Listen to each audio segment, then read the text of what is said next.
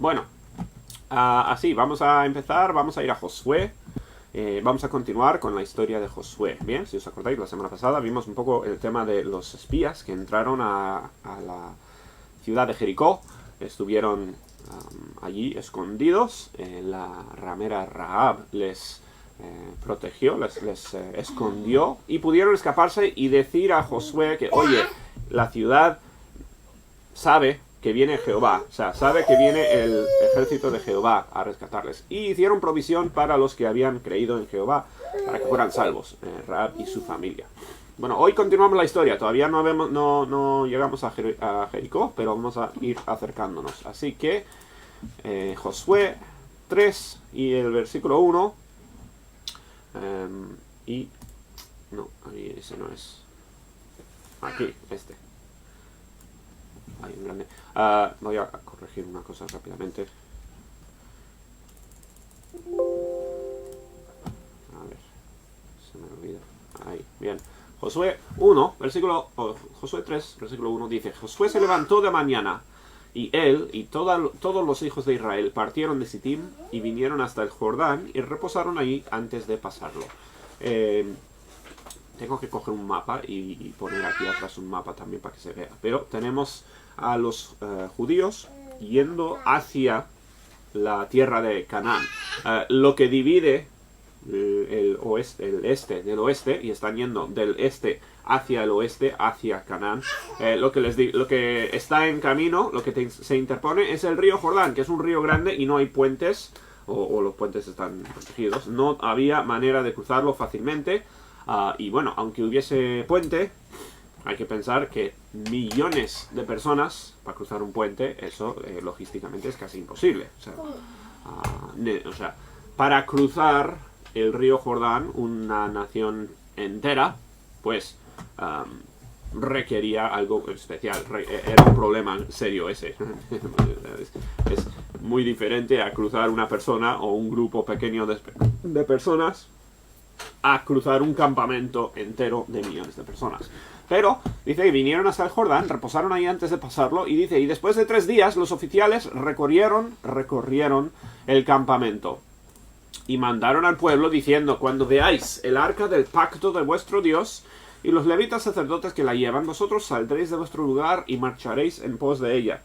El arca del pacto, que no ha figurado todavía en Josué, pero se mencionó mucho en el libro de Levítico y ha sido importante en libros anteriores del Antiguo Testamento, es una caja que lo llevan los sacerdotes y representa, es una representación no más, pero representa la presencia de Dios para los judíos.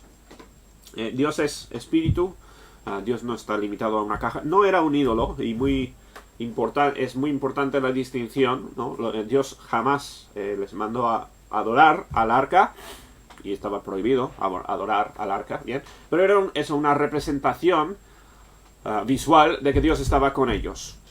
Era la idea de que Dios viajaba con el hijo de la nación de Israel, y era tanto para los judíos como para los de fuera, era un recordatorio de que iban con Dios, iban con Jehová. Y el arca representaba eso. El arca era entonces sumamente importante, tenía normas muy estrictas en cuanto a cómo utilizar y cómo moverlo y eso, pero era simbólico nomás. Dice: a fin de que sepáis el camino por donde habéis de ir, por cuanto vosotros no habéis pasado antes de ahora por este camino, pero entre vosotros y ella hay a distancia como de 2000 codos, no os acercaréis a ella. Entonces, son instrucciones. Acuérdate que han pasado 40 años en el desierto. Las cosas van a cambiar drásticamente cuando entren a tierras civilizadas, y donde hayan caminos y donde haya territorio más complicado de atravesar, ¿no? Y Dios les da instrucciones, les dice: vais a hacer fila detrás del arca, esencialmente. Bien, vais a seguir el arca, no se puede acercarse al arca, hay que tener distancia. Pero el arca os va a dirigir a donde vaya el arca, y donde Dios mande a los sacerdotes, ahí vais a ir vosotros. Habrá una fila también de kilómetros de personas, o sea, una fila muy muy grande. Y Dios iba a dirigir entonces de esta forma. Y también Era una forma visual de entender que ¿a quién estamos siguiendo? Estamos siguiendo a Dios, ¿no? Estamos siguiendo el camino que Dios escoge. Y Josué dijo al pueblo, santificaos, porque Jehová hará mañana maravillas entre vosotros. Esta generación de judíos no salió de Egipto. Todos estos o eran jóvenes o niños cuando salieron de Egipto, o eran o nacieron en el desierto. Bien, son porque, si os acordáis, 40 años antes los judíos entraron o querían entrar a la tierra prometida. Dios les cerró el paso, les mandó al desierto. Pasaron 40 años en los cuales murió toda esa generación de 20 años para arriba. Así que todos los de aquí están aquí por primera vez. Bien, y no conocen para nada este camino. Lo único que conocen es el desierto. Dice, y habló Josué a los sacerdotes diciendo, tomad el arca del pacto y pasad delante del pueblo.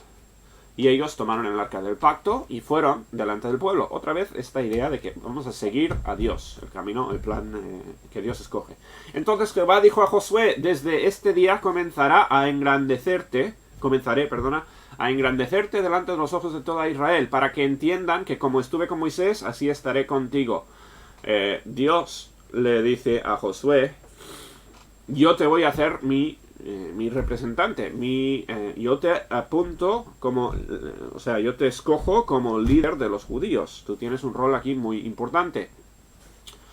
Y voy a hacer que todos entiendan que lo que tú dices es palabra de Dios, ¿no? Que tú estás siguiendo mis instrucciones. Otra vez, la idea siendo Josué no es aquí el importante, Dios es el importante. Bien, todo apuntando y recordando a los judíos que están siguiendo a Dios. 8. Tú pues mandarás a los sacerdotes que lleven el arca del pacto, diciendo, cuando hayáis entrado hasta el borde del agua del Jordán, pararéis en el Jordán. Bien, los sacerdotes que llevan una caja pues pesada, bien, está forrada de oro y pesa mucho, está llevado entre 4 hombres, dice que tienen que entrar hasta el borde del agua del Jordán. Ahora, hay que entender que no era posible cruzar el Jordán simplemente. ¿Bien? No había manera de que todo el pueblo pasara en este momento. Era un río grande. ¿Bien? No podían nadar todos. No era opción. ¿Bien? Y Dios les está mandando en un sentido en un camino que no tiene sentido. Ahora, claro, Josué y Caleb y los pocos que se acuerdan de los eventos de hace 40 años, saben, ¿no?, cómo Dios partió las aguas del Mar Rojo para que cruzaran los judíos. Pero, como dijimos antes, casi todo el pueblo aquí son generación nueva, no lo han visto. Han oído las historias, se lo han contado los padres, pero no han visto con sus ojos cómo Dios ha hecho este milagro. Y lo que va a hacer aquí Dios... Bueno, vamos a seguir leyendo. Dice, Josué dijo a los hijos de Israel, acercaos y escuchad las palabras de Jehová vuestro Dios. Otra vez, Josué aquí como representante de la boca de Dios. Y añadió Josué, en esto conoceréis que el Dios viviente está en medio de vosotros, y que él echará de delante de vosotros el cananeo, el eteo, el heveo, el fereceo, al gergeseo, al amorreo y al jebuseo. Bien, de naciones de esos tiempos.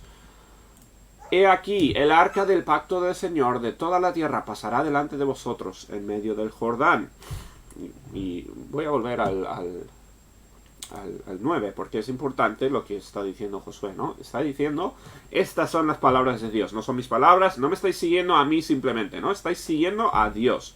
Yo estoy dirigiéndoos de parte de Dios. Yo soy el líder espiritual escogido por Dios para esta tarea. Pero confiad en Dios, no confiéis en mí. Dice, he aquí, el arca del pacto del Señor pasará delante de vosotros en medio del Jordán. Ahora esto ya es imposible para todos los que están allí, todos los que le escuchan a Josué. Eso no es posible. No pueden los sacerdotes llevar el arca a través del río. Es un río grande, es pesado, no es posible. ¿Qué está diciendo? Tomad pues, dice, ahora 12 hombres de las tribus de Israel, uno de cada tribu. Conocemos que en Israel habían 12 tribus. Un líder de cada tribu. Y cuando las plantas y cuando las plantas de los pies de los sacerdotes que llevan el arca de Jehová, Señor de toda la tierra, se asienten en las aguas del Jordán se dividirán, porque las aguas que vienen de arriba se detendrán en un montón. Bueno, esto es repetición casi exacta del Mar Rojo, ¿verdad? Bien, y no es que a Dios se le han acabado las ideas. No es que Dios solo tiene una forma de dirigir a su pueblo y de cruzar un charco de agua, ¿no? Dios les está recordando que es exactamente el mismo Dios. Josué ha cambiado, Moisés ya no está, ¿no? Moisés ha muerto, pero es el mismo Dios que les sacó de Egipto con mano poderosa, les libró de los egipcios. Ese es el Dios que les está llevando a la tierra prometida. Aquí hay mucho simbolismo importantísimo, ¿bien?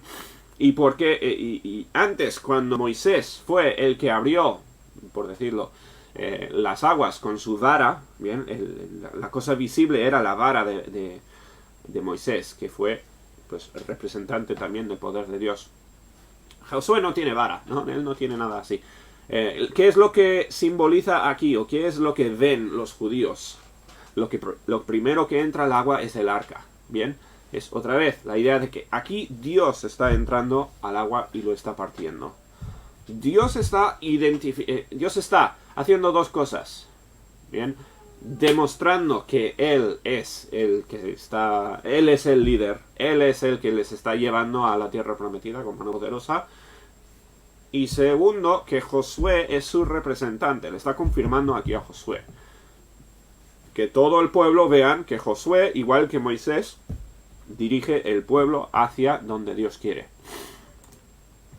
Y aconteció cuando partió el pueblo de sus tiendas para pasar el Jordán, con los sacerdotes delante del pueblo llevando el arca del pacto, cuando los que llevaban el arca entraron en el Jordán, y los pies de los sacerdotes que llevaban el arca fueron mojados a la orilla del agua, porque el Jordán suele desbordarse por todas sus orillas todo el tiempo de la siega. O sea, estaba el río tan alto que había desbordado, que como era la costumbre en esta época del año. O sea, estaba más alta que nunca y más rápida que nunca, ¿no? Porque estaba desbordada.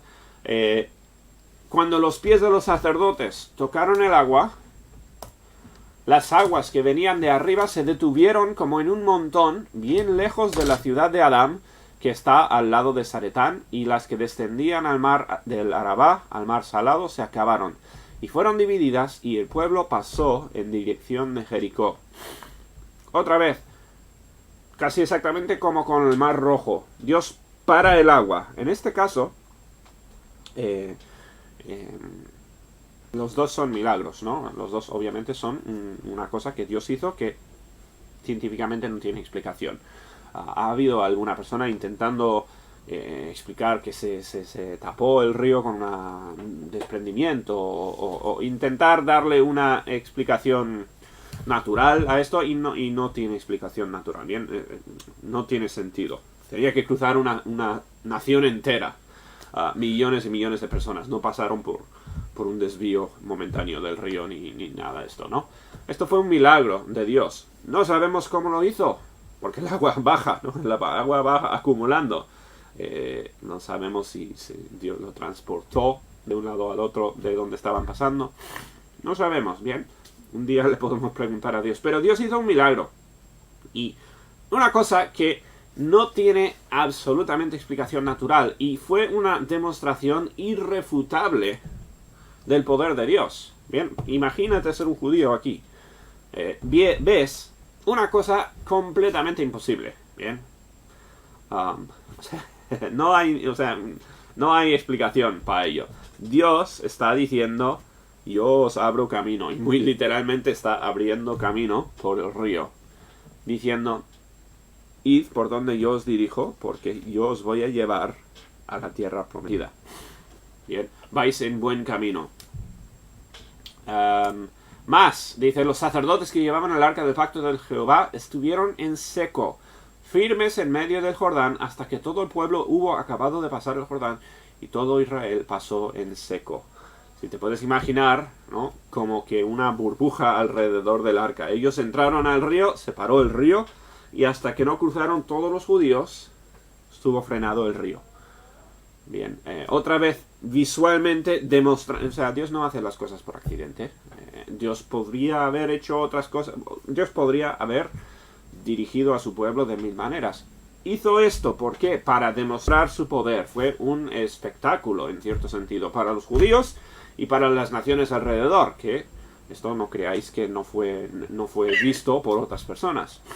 Esto fue un evento espectacular, una cosa increíble que no ha ocurrido jamás en la historia, que sepamos, ¿no? Que Dios no haya hecho otro milagro parecido.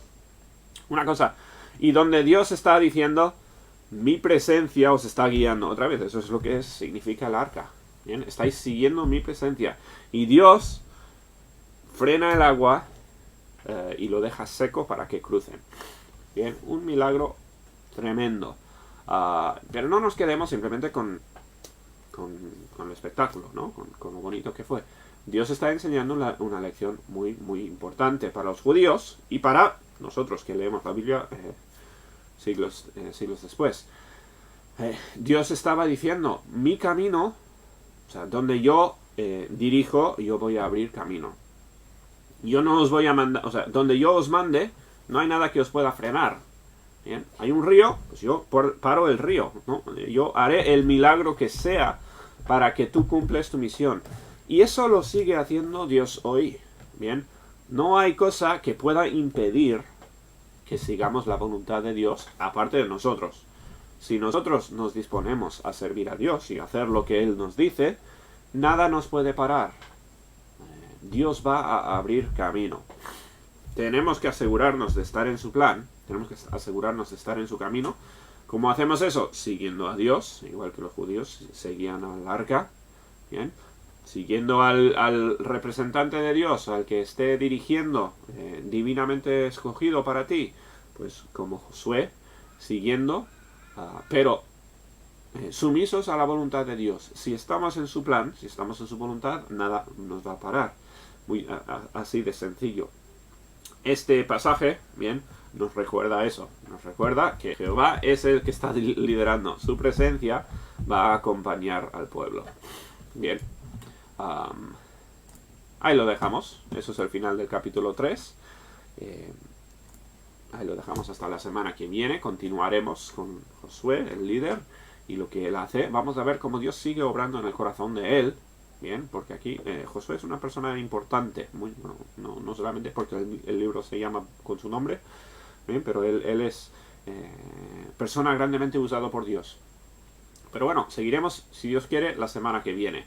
Un abrazo a todos. Dios os bendiga. Ahí lo dejamos entonces.